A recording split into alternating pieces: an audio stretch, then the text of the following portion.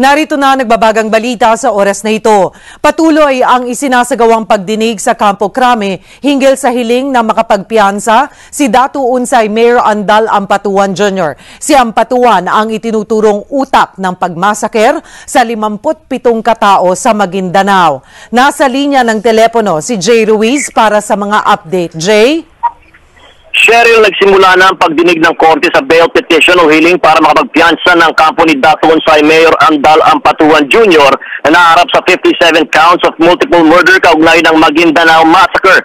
Dakong alas 8:45 nagsimula ang hearing, pero bago nito, pinayagan ni Judge Jocelyn Solis Reyes sa mga miyembro ng media ng isang photo opportunity ng 5 minuto. Sa loob ng courtroom, makikitang nakapolo shirt si Andal Ampatuan Jr. habang mahigpit na binabantayan ng ilang ahente ng NBI. Nakaposa si Ampatuan Jr. na pumasok sa courtroom habang kalmado namang umupo sa kanyang bench si Judge Solis. Ang mga kaanak naman ng mga biktima ay nakaupo sa kaliwang bahagi ng courtroom.